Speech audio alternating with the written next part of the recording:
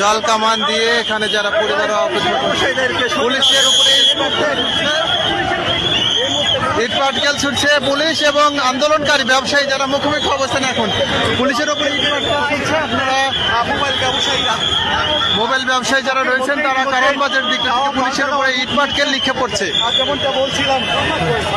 Police এবং আন্দোলনকারী মুখোমুখি অবস্থানে আপনারা দেখছেন যে পুলিশের দিকে ইট পাটকেল নিক্ষেপ করছে ব্যবসায়ীরা।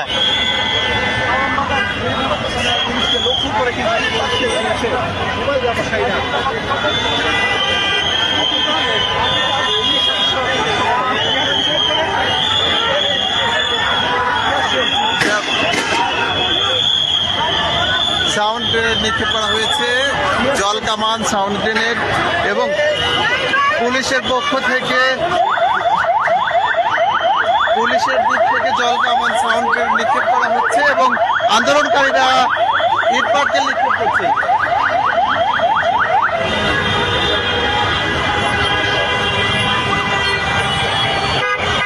বাংলা ভিশনের যে দিকটা নূর টাওয়ার সেদিক থেকে ব্যবসায়ীরা ইট পাটকেল নিক্ষেপ করছে পুলিশের দিকে। আপনারা দেখছেন যে পুলিশ এবং ব্যবসায়ীরা মুখোমুখি অবস্থানে এবং সাংঘর্ষিক পর্যায়ে চলে গিয়েছে। সকাল থেকে পুলিশ সদস্যরা, সেনাবাহিনীর সদস্যরা এখানে অবস্থান করছিলেন। ব্যবসায়ীরা এসে এখানে অবস্থান করার চেষ্টা করছিলেন।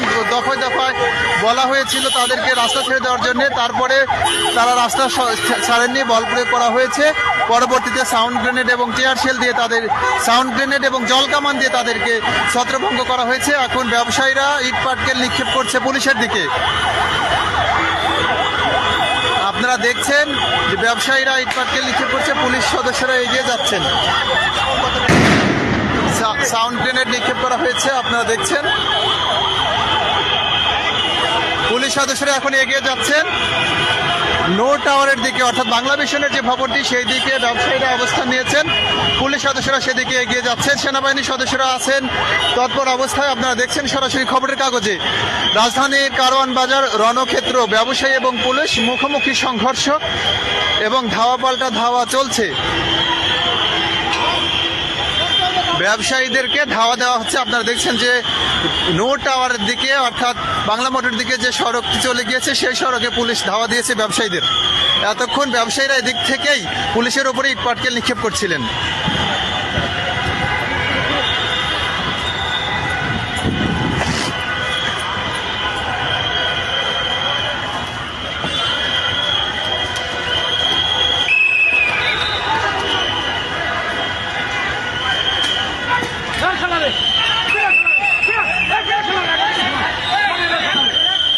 একজন ব্যবসায়ীকে ধরছে পুলিশ। আপনারা দেখছেন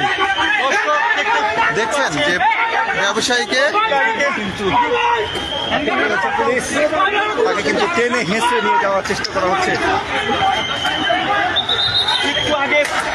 ইট পাটকেল নিক্ষেপ করছে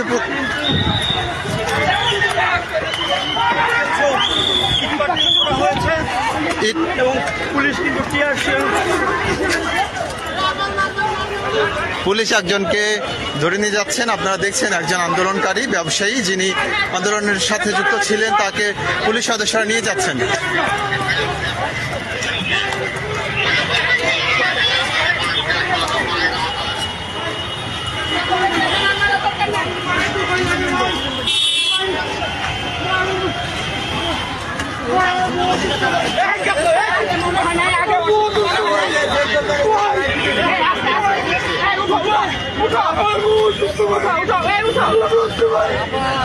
তিনি বলছেন যে তার বউ অসুস্থ, তার স্ত্রী অসুস্থ, সেটি বলছেন।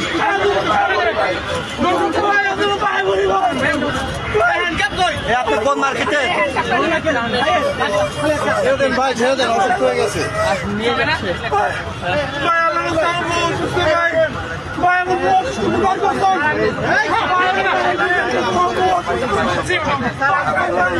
তিনি বলছেন যে তার স্ত্রী অসুস্থ।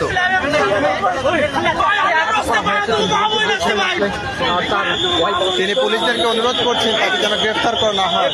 তিনি বলছেন যে তার স্ত্রী অসুস্থ, তিনি তার স্ত্রী